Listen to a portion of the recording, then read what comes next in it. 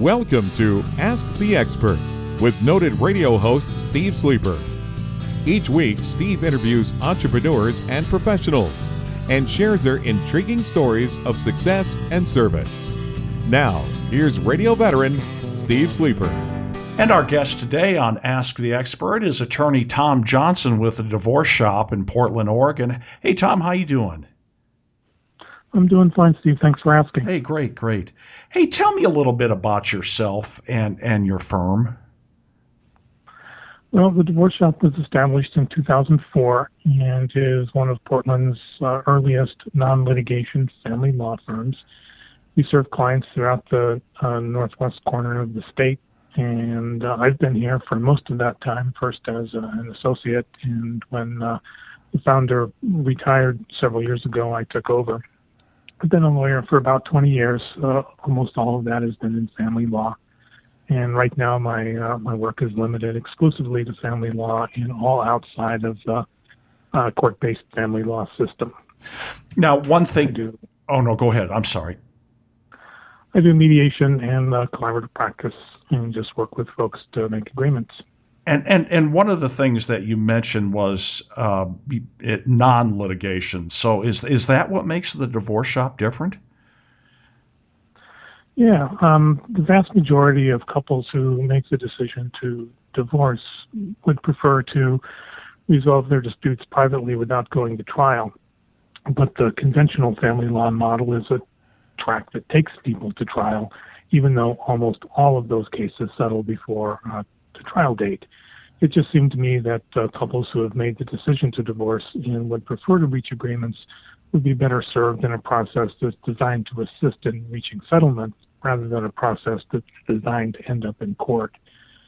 The methodologies we use are all interest-based and client-centered, which means things that are important to clients really do determine the outcome more so than arbitrary legal standards or what a lawyer thinks they can get a judge to do.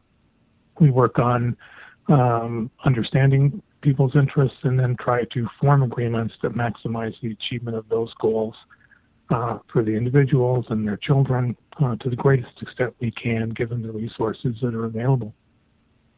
Now, there's a couple of terms on your website that I hadn't seen before. And by the way, the website is Divorce Shop with 2 P's and an E, divorceshop.com. Collaborative practice. What's that?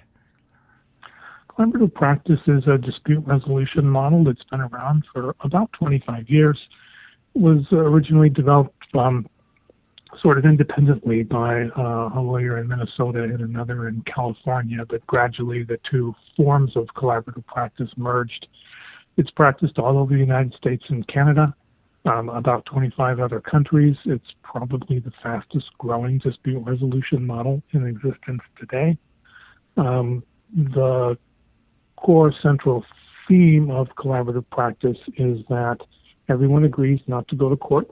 Everyone agrees to treat each other respectfully, to consider the interests of each other and of the children, to refrain from making threats, especially the threat to go to court. The core team are the clients and the lawyers, but a case can also include various allied professionals who can assist with specific problems. For example, child specialists help with parenting issues.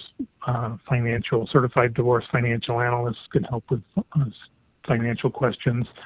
And we often use divorce coaches or facilitators just to help with communication and help people deal with the emotional aspects of dissolving a marriage in ways that are productive and move toward forming more solid post-divorce co-parenting relationships. The thing to remember is that even though a marriage may be ending, the family is just simply being reconfigured. And mom and dad still have to be mom and dad. And what I really want to do is help people get through the divorce process and solve those problems in a way that provides a good foundation for working together to resolve the new problems that are going to come up as their kids grow and mature. Now tell me about another term that I saw, kitchen table approach. The kitchen table model is something that's very common in the alternative dispute resolution community. It's our most basic service. It's actually a mediation model in that my role in that approach is as a mediator, although the services I offer are pretty limited. We do an initial screening, and couples who are interested in that approach get a workbook which contains just a series of questionnaires that guide them through the decision-making process that typically happens at home, at the kitchen table, thus the name. And if they're successful, as quite a few people are, they return the worksheets back to me, and from that I generate their legal documents, because attorney mediators in Oregon can generate legal documents for our mediation clients, have the clients review and sign them, and then I file them with the court for them. As I said, that's our most basic approach. It works well for couples who do have the ability to sit down together and productively work through any disagreements that they have. If they can't get all the way through, then our mediation and collaborative practice services are available for those folks as well. How unusual is this? What you offer? The non-litigation type of divorce. Well, back in the day, it was really new. In the Portland area, for a family law firm to be solely non-litigation or non-adversarial, as I like to say. Okay. Mediation itself has been around for 50 years, and collaborative practice, as I said, around for 25. More and more family law lawyers, at least in our community, are recognizing the limitations of the conventional family law model. Now, don't get me wrong.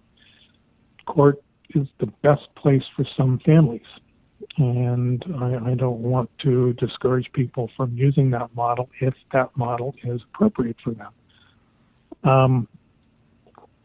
But your question was how unusual? Less and less so, to be honest. Oh, okay. We have probably 50 active collaborative attorneys in this community now, and many, many more mediators. Some lawyers do both collaborative practice mediation and regular trial work. I've just chosen to stay out of the courtroom because, after doing it for 8 years, I figured out it wasn't the best place in the world for me, and I don't believe it's the best place for most families. Okay, yeah, and it's really all about the families, and good decision. Now, tell me, what are the grounds for divorce in Oregon? Well, Oregon is a no-fault state, so all we have left is the irreconcilable differences leading to an irremediable breakdown of the marriage. That was a policy decision that our legislature made, 40 or 50 years ago. And although that is a struggle for some people, it is what we have, and it's what goes into the court documents. And essentially, it means that if a spouse wants a divorce, they're going to get the divorce, even if the other spouse objects. And all there is to work out is how they're going to deal with their children and their property and their money. Do you deal much with alimony? A fair number of my cases do contain alimony or spousal support, as we call it in Oregon. We don't have a statutory formula like some states do. The legal standard is just and equitable, which is a lot of syllables that means fair. What I like to do when I work with couples on spousal support is start with really comprehensive budgets, give some consideration to people's interests, what they want to do, and then just sort of structure a plan that helps the support recipient move towards self-sufficiency, or if it's a long-term marriage, just kind of carry people through to retirement. It's a very fact-dependent and very case-specific exercise, but it is definitely fairly common in Oregon family law. Okay, child support, is that still prevalent? And if so, how is it calculated? Child support in Oregon's family law scheme is probably the area that the courts give parents the least amount of flexibility on. Oregon, like every other state, has a formula. The primary variables in our formula are the parents' incomes, the amount of time they each spend with the children, the cost of certain things like health insurance and work-related daycare, a couple of other minor variables. Those things are just plugged into our formula and you get a number. If the parents like that number, then they're done, and we just include that in the divorce paperwork. If they don't like that number, there is some room for maneuvering to get them to a support amount that works better for them. You have to understand in our scheme, because parenting time is such an important variable, and because more and more families are moving toward more shared parenting time plans, that tends to drive the support amount down pretty aggressively, and that doesn't always work for people. So most of the time, the deviations that I do are upward deviations just to meet the needs of the family beyond what's called the basic support obligation, which is very basic when you look at the amounts involved, actually. Okay, now that brings me to my next question. Joint custody, is that what you see most of the time then?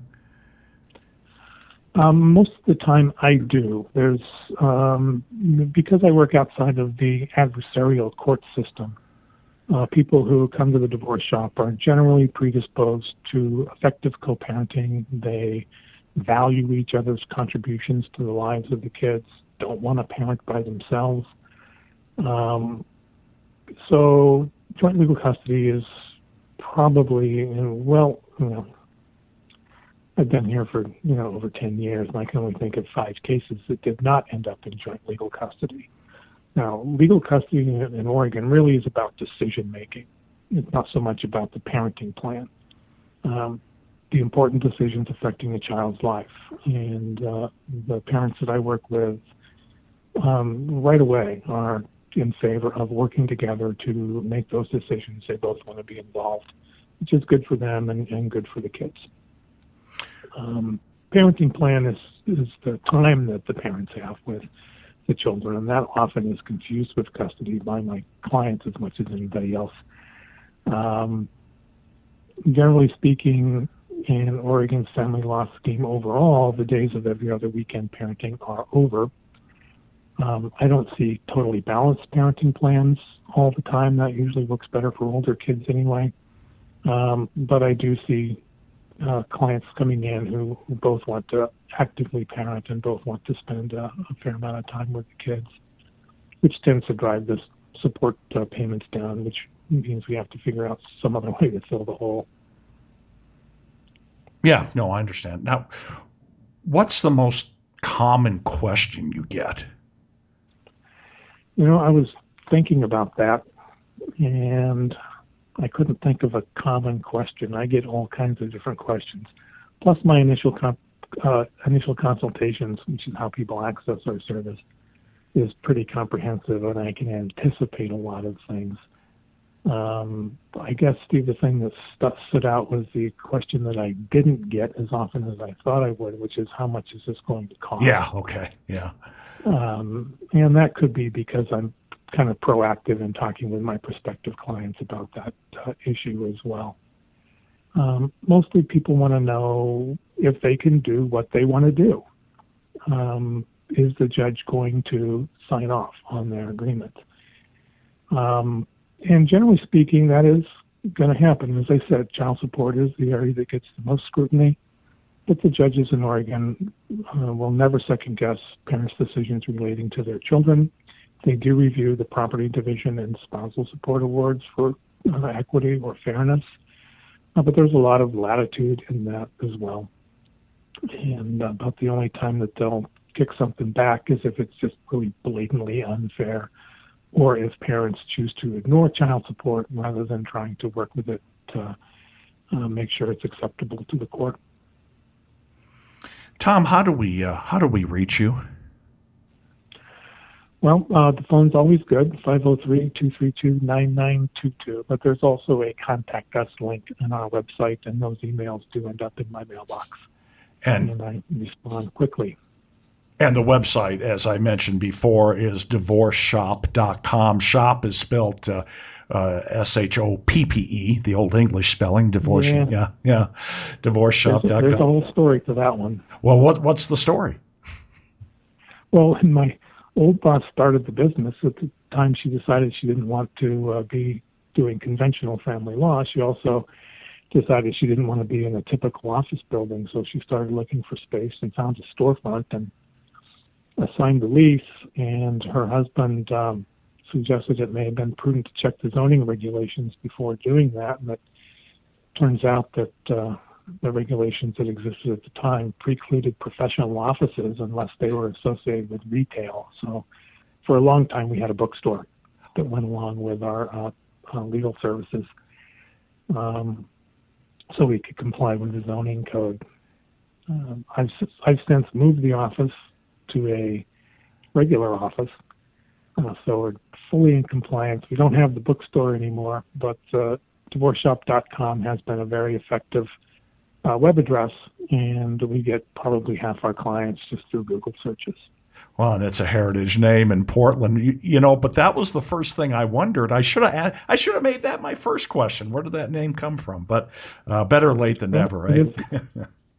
It's a funny story, I guess, and certainly has been an effective marketing tool. Yeah, sure.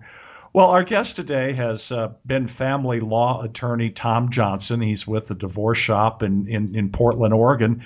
Tom, thanks for being on Ask the Expert today. Thanks for listening to Ask the Expert with Steve Sleeper.